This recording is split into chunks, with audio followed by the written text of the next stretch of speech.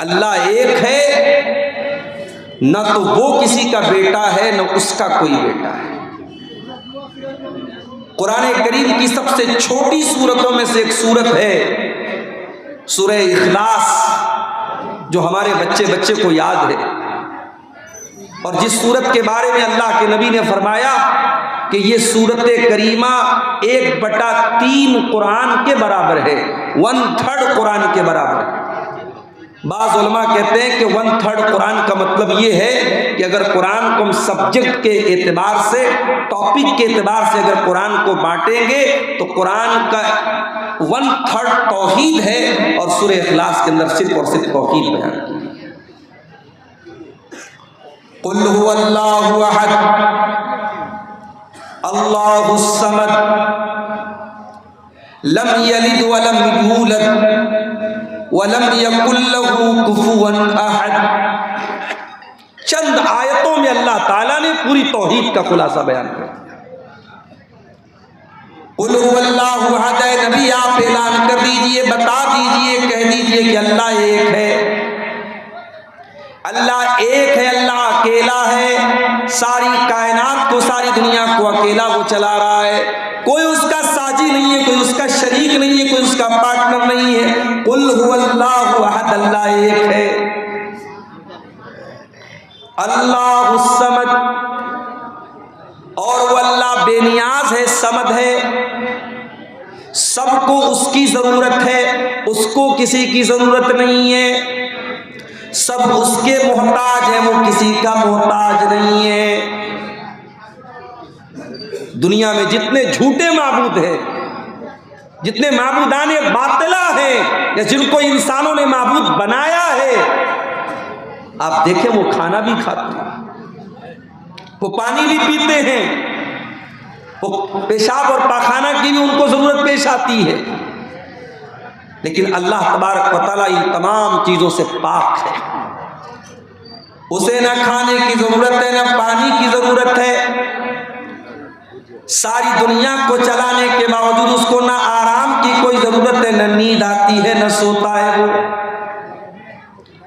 آیت الکرسی میں ہم یہی بات کہتے ہیں، اللہ لا الہ الا هو الحی القیوم،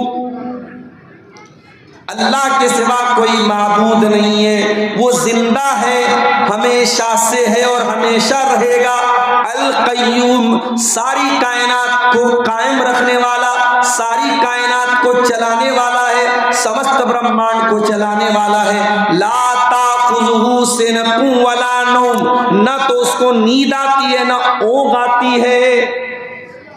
ہمارے ڈرائیور صاحب آئے ہیں پٹنہ سے، بڑے آرام سے وہ 400-450 کلومیٹر گاڑی چلا کے آتے ہیں، اور پھر ایسا بھی ہوا ہے کہ ہم پٹنہ سے ارریہ آئے، کشن گنج آئے، اور رات ہی میں پھر نکلنا بھی ہے، لیکن اللہ تعالیٰ نے ڈرائیور ہے، اس کو اتنی طاقت دی ہے، اتنا اسٹیمنا دیا ہے، وہ بیچارہ گاڑی چلا کے آتا ہے، پھر واپس بھی جاتا ہے۔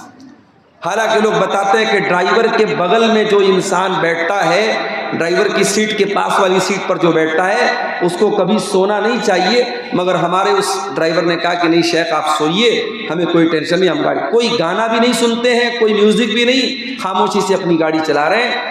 اب میں اگر رات بھر کا جگہ ہوں اور تقریر کے بعد تو آپ ویسے بھی باڈی تھک جاتی ہے، تو میں ان کے بغل میں کبھی بیٹھا میں سو جاتا ہوں، مجھے نیند آنے لگتی ہے، یا نیند نہیں آتی تو کم سے کم اونگ آنے لگتی ہے، انسان کو اونگ آنے لگتی ہے، یعنی وہ نیند کا ایک خمار چڑھنے لگتا ہے۔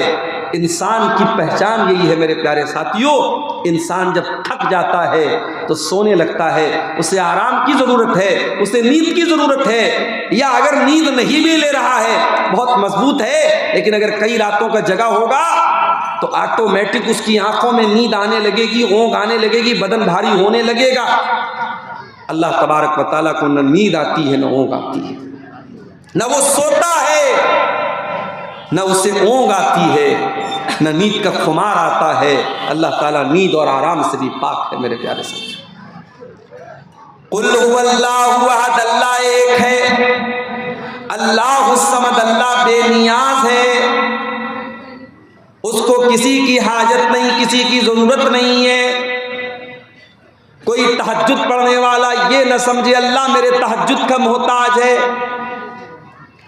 کوئی اللہ کی راہ میں چندہ دینے والا، زکوٰۃ دینے والا، دان دینے والا، خیرات دینے والا یہ نہ سمجھے اللہ کو میرے مال کی ضرورت ہے۔ نہیں، اللہ کو تیرے مال کی ضرورت نہیں ہے۔ ارے تو کیا، تیری اوقات کیا؟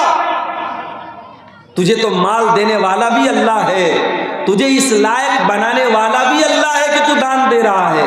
اللہ چاہتا تجھے دان لینے والا بنا دیتا، یہ تو اللہ کا شکریہ ادا کر کے اس نے تجھ کو دینے کے لائق بنایا۔ یہ بات بھی یاد رکھیے، ساری دنیا کے لوگ مل کر کے اگر اللہ تعالیٰ کی عبادت کریں، نمازی بن جائیں، تہجد گزار بن جائیں، اللہ کی شان میں کوئی اضافہ ہونے والا، اس کی عزت میں کوئی بڑھوتری ہونے والی نہیں ہے۔ وہ پہلے بھی عزت والا تھا، ہم نماز پڑھے تب بھی عزت والا ہے، ہم نماز نہ پڑھے تب بھی وہ عزت والا ہے۔ یہ تو ہماری بد نصیبی ہے۔ عبدالغفار صاحب سے ہم محبت کرتے ہیں، ان کو واٹس ایپ پر میں نے میسج کیا، مولانا مجھے آپ سے ایک ضروری بات کرنا ہے۔ میرا نمبر بھی ان کے موبائل پر سیف ہے، واٹس ایپ پر نوٹیفیکیشن آ گیا، ان کے سامنے میسج آیا میرا۔ ایک دن گزرا، 2 دن گزرا، میں پھر میسج میں نے کیا کہ آپ کیوں میرے میسج کا جواب نہیں دے رہے ہیں؟ انہوں نے بار بار میرے میسج کو دیکھا اور اگنور کیا۔ اب سوچئے اگر آپ کی دوستی ہے عبدالغفار صاحب سے اور آپ کے ساتھ عبدالغفار صاحب نے ایسا کیا تو آپ کو کیسا لگے؟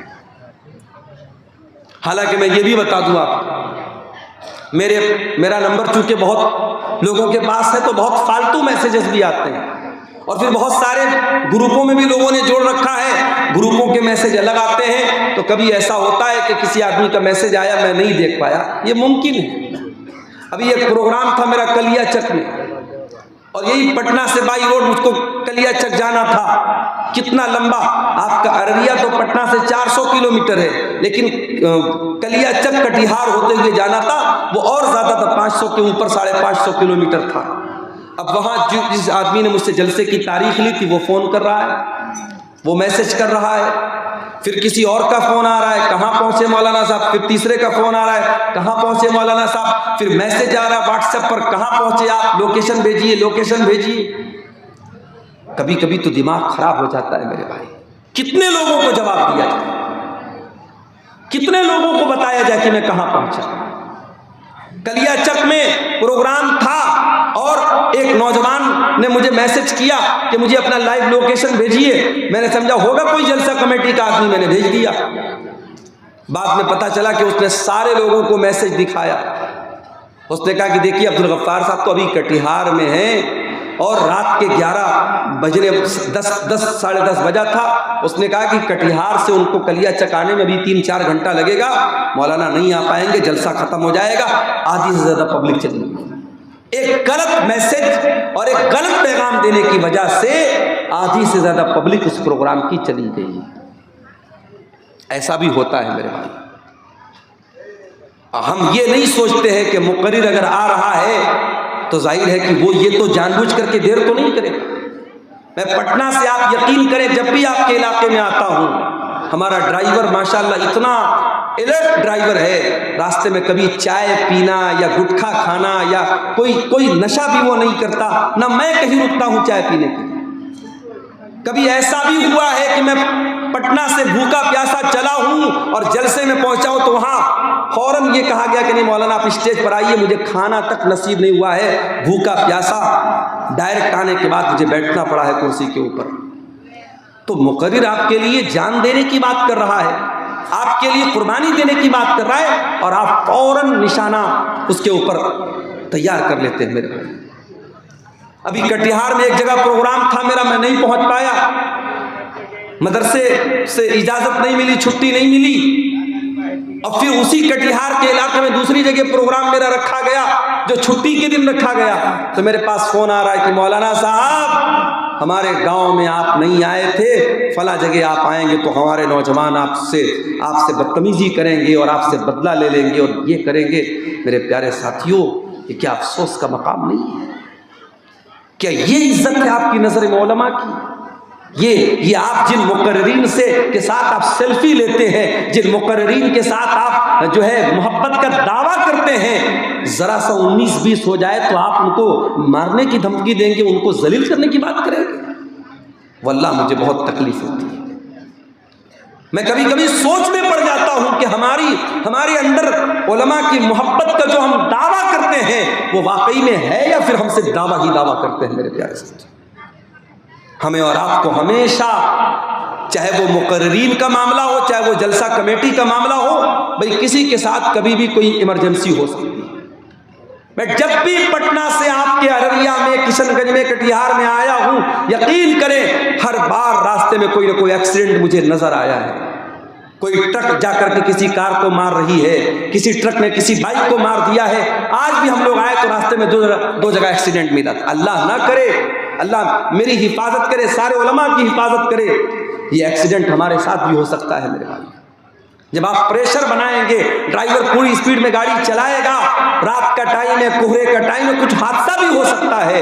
ہمیں اور آپ کو یہ مجبوریاں نظر نہیں آتی، ہمیں زبان ہلانے میں دیر نہیں لگتی، ہم علماء کو لالچی تک کہہ دیتے ہیں، ان کے کیریکٹر تک پر سوال اٹھا دیتے ہیں اور ان کو برا بھلا تک کہہ دیتے ہیں۔ اور اگر عالم کسی وجہ سے نہ آئے تو ہم جلسہ کمیٹی کو دوشی قرار دیتے ہیں کہ آپ لوگوں نے جھوٹ موٹ نام دے دیا، ان کو نہیں بلایا، آپ نے ان سے بات نہیں کی۔ میرے پیارے ساتھیوں، کبھی بھی کسی کے ساتھ کوئی ایمرجنسی ہو سکتی ہے، ہمیں اور آپ کو یہ بات یاد رکھنی چاہیے۔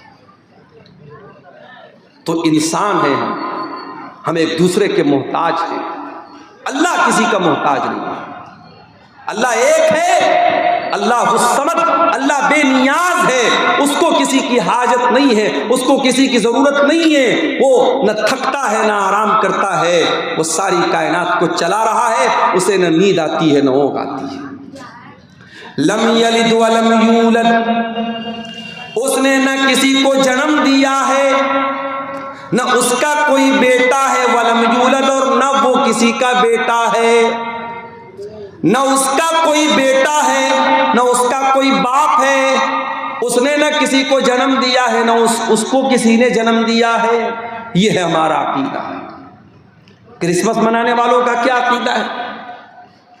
ایک ایکٹر ہے، کامیڈین ہے، ہنسی مذاق کرنے والا، جو ٹی وی پر آتا ہے، فلموں میں آتا ہے، اس کا نام ہے سنیل گروور۔